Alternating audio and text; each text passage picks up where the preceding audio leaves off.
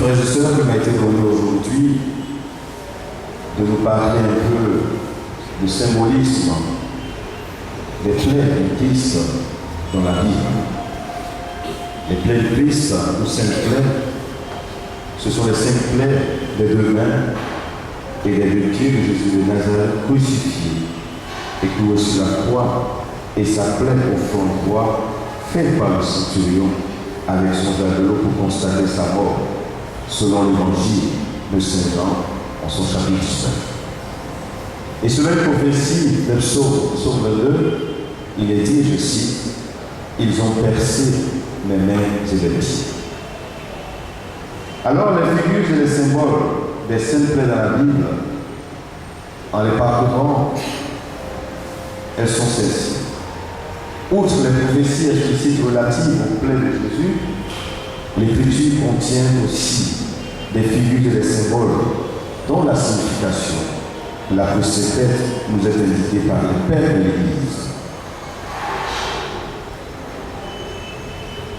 Oui, l'agneau immolé dont parlent souvent les prophètes est aussi, il y a ce Seigneur souffrant, Yahvé, flagellé, couronné d'épines et enfin crucifié.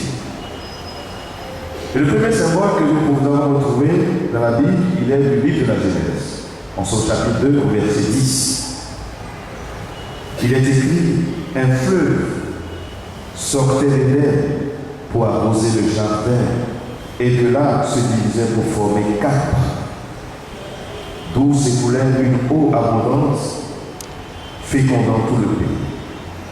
Et bien dans l'Eucharistie, l'Esprit Saint applique cette figure du Christ au Christ, et la divine sagesse dont la vie est répandue en abondance comme les eaux du Fison, du Tigre, de l'Euphrate et du Jourdain. On pourrait dire les quatre fleuves de l'Éden. Et plusieurs pères de l'Église ont vu dans ce fleuve, aux quatre bras, une image de la sainte humanité du Christ, d'où s'épanche par les plaies de ses mains et de ses pieds, et d'où les flots salutaires de son sang qui vont féconder sans cesse l'Église et faire en sorte que cette Église puisse grandir davantage. Le deuxième symbole, c'est le côté ouvert d'Adam. Et la tradition de l'Église ne cesse de nous répéter que Ève, la femme, sortie du côté d'Adam, endormie, est la figure de l'Église sortie du côté ouvert de Christ. Jésus-Christ, le second Adam, dit Saint Jean Chrysostome, ayant incliné la tête, s'est endormi dans la mort sur la croix pour qu'une épouse lui fût donnée. Et pendant son sommeil, cette épouse, qui est l'Église, est sortie de son côté ouvert par la grâce. Et l'enthousiasme d'Adam, répétant deux fois celle-ci, en Genèse chapitre 2, verset 23, préfigure l'enthousiasme du Christ à la vue de son Église qui est née de son côté. Le Christ a aimé son Église et s'est livré pour elle en Éphésiens chapitre 5, verset 26. Avec le sang et l'eau qui sont sortis de la plaie du côté du Christ sous la lance du soldat, la tradition de l'Église a vu jaillir les sacrements et la grâce. Et c'est pourquoi l'Église honore d'un culte spécial le cœur transversé du Christ, ce cœur miséricordieux. Et il est écrit, voici une place près de toi. Tu te tiendras sur le rocher, et quand passera ma gloire, je te mettrai dans la fente du rocher, et je t'abriterai de ma main durant mon passage. Puis j'écarterai ma main, et tu me verras de dos, mais ma face, on ne peut le voir. Exode 33. Et Saint Bernard, lui, va développer l'interprétation de Saint Augustin, et il dit, et je cite, « Je me placerai dans la fente de la pierre, c'est-à-dire dans les plaies de mon Jésus, afin de pouvoir, comme Moïse, entrevoir les perfections divines, car ce n'est que dans la vision béatifique que je pourrai contempler la face de mon Dieu. » Et dans le Cantique des Cantiques écrit Saint Jean de la Croix, le bien-aimé invite l'âme à venir se blottir dans cette tour et ces cavernes de rochers qui ne sont que ces plaies sur le côté.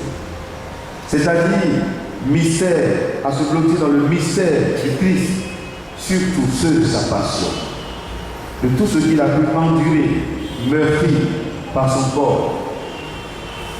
Et aucune dévotion, en effet, ne peut conduire aussi rapidement et aussi sûrement à l'union mystique que la dévotion aux saintes plaies, si apte à susciter en nous d'incessants mouvements d'amour, car celui qui contemple les plaies de Christ ne peut que contempler l'amour qui sort du cœur de Christ. Et enfin, le rocher ouvert, le rocher du désert. Au désert, le peuple, torturé par la soif, murmure contre Moïse, nous nous souvenons de ce passage. Et le Seigneur dit à Moïse, prends en main le bâton dont tu frappas le feu, et moi je me tiendrai devant toi, sur le rocher, en honneur. Tu frapperas le rocher, l'eau en jaillira, et le peuple aura de quoi boire, et mon peuple n'aura plus soif. Ainsi dit Moïse, au vu des anciens d'Israël. Et une source si abondante en jaillit qu'elle suffit à désaltérer le troupeau, et tout le peuple était affamé et en colère. Et ce rocher, nous dit les pères de l'Église, était la figure du Christ. Tous buvaient un rocher spirituel qui les accompagnait. Et ce rocher, c'était le Christ lui-même. 1 Corinthiens chapitre 10, verset 3 à 4. Et cette figure reçut son accomplissement lorsque le Christ, le véritable pied d'âme, souffrit sa passion. Et c'est ce qui lui a valu le salut et le salut de toute l'humanité. Oui, frères et sœurs, celui qui a vu et qui a rendu témoignage, c'est le Christ, en acceptant de souffrir pour nous, de quelque manière que ce soit. Et les pères de l'Église ont vu, non sans fondement dans l'eau, le symbole du baptême et de l'Esprit, puisque du côté du Christ, l'eau a jailli. Et donc, c'était l'Église qui allait se développer. Et l'autre figure dans l'Église, dans la Bible, on a le serpent d'airain. Ce serpent d'airain façonné par Moïse, fixé par des clous à un bois, et dont la vue guérissait tous ceux qui avaient été mordus par le serpent brûlant, était la figure du Christ cloué sur la croix. Le Christ souffre, le serviteur souffre.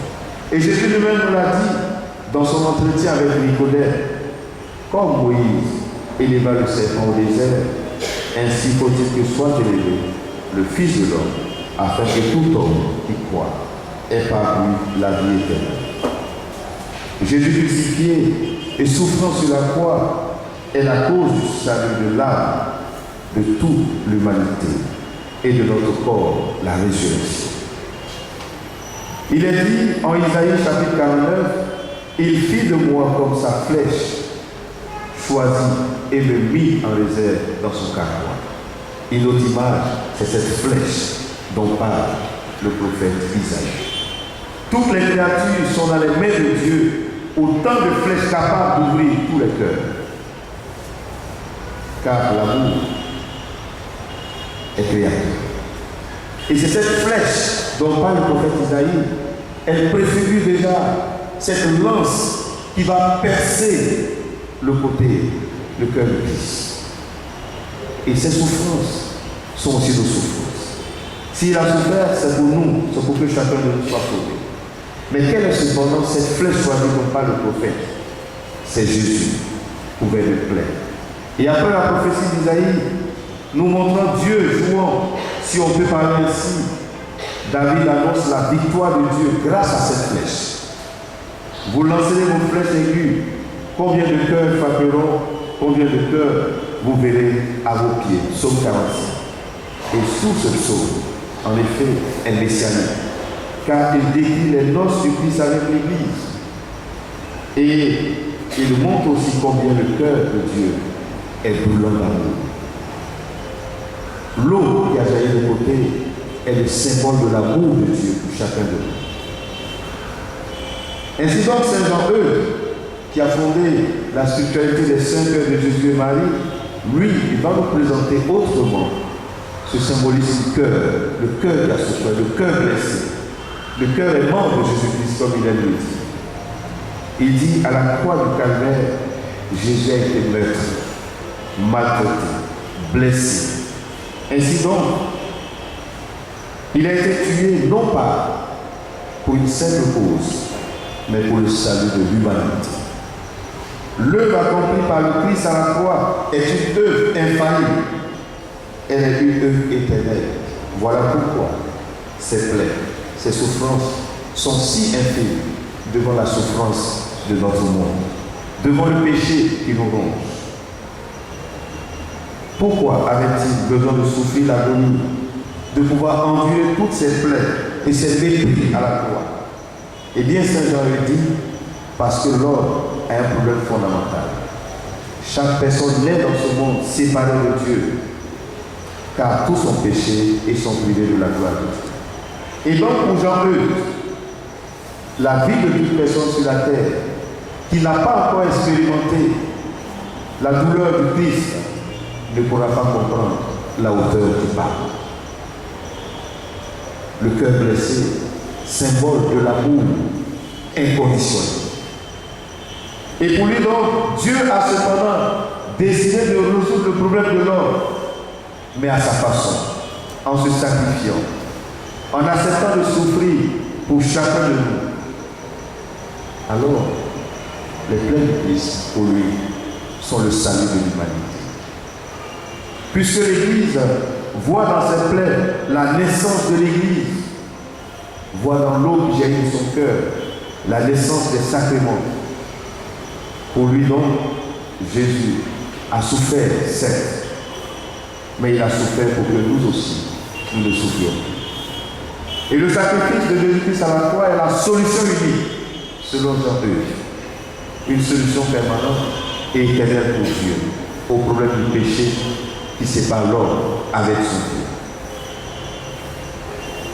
Pour Jean-Eudes, lorsque le Christ a dit tout est accompli, il venait de consacrer l'Église tout entière, car de là naissait la grâce qui allait irriguer toute son Église. Ainsi donc, pour Jean-Eudes, chaque blessure du Christ porte en elle à la fois la malédiction, mais aussi la bénédiction. Malédiction et bénédiction, il est. Il dit la bénédiction parce que le sang du Christ nous délivre de toutes nos malédictions. Et bénédiction parce que le même sang nous donne la grâce du salut. Voici ce que c'est Jean-Eudes. Voilà pourquoi Jean-Eudes va contempler le cœur blessé du Christ. Et dans ce cœur blessé, Jean-Eudes voit le cœur d'amour. Un cœur d'amour.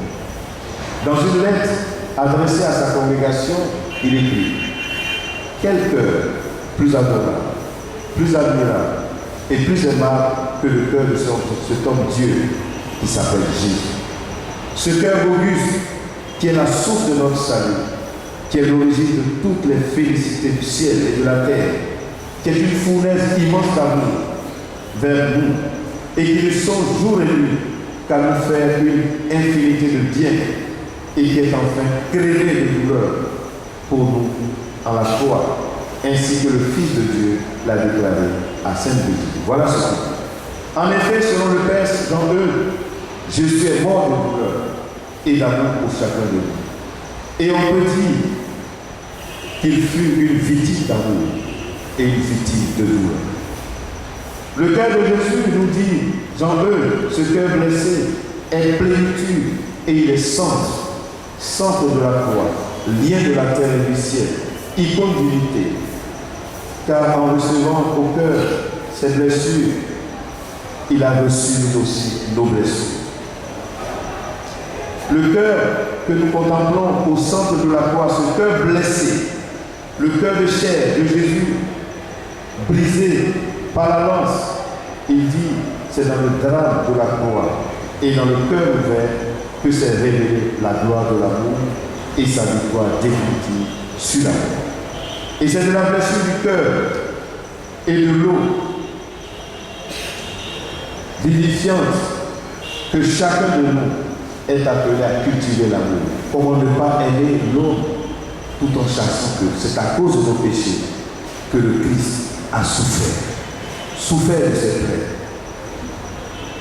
Et Jean s'arrête longuement sur la passion du Seigneur, pendant laquelle pour lui, son cœur a été navré d'une infinité de plaies très sanglantes et très douloureuses.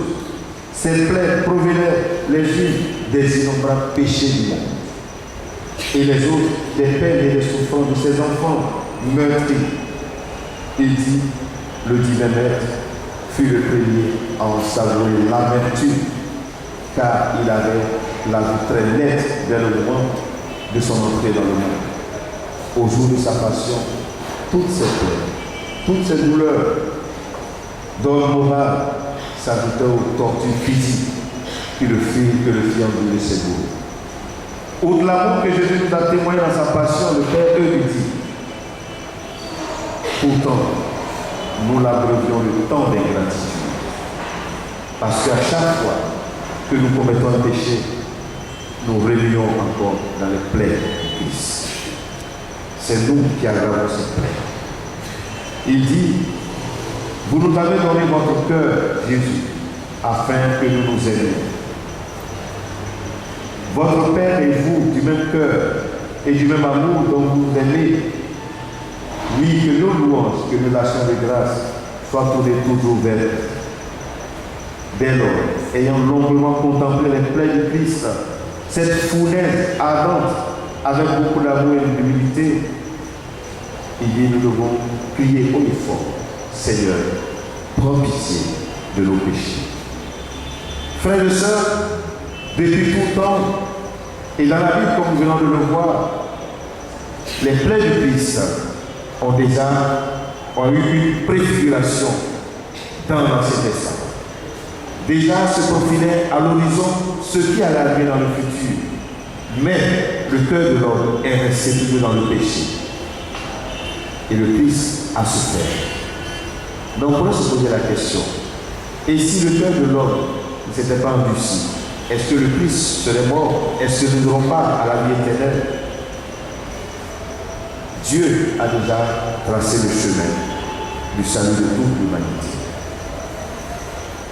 Avec Jean-Eudes, nous pouvons nous aussi contempler ces plaies, avec nos frères et sœurs, car celui qui pose un cœur de douleur, un cœur, je dirais, meurtri, en contemplant ces plaies à Christ, il ne peut que se dire, pourquoi encore je dois rester dans le péché? Pourquoi tant de haine? Pourquoi tant de misère dans notre monde d'aujourd'hui?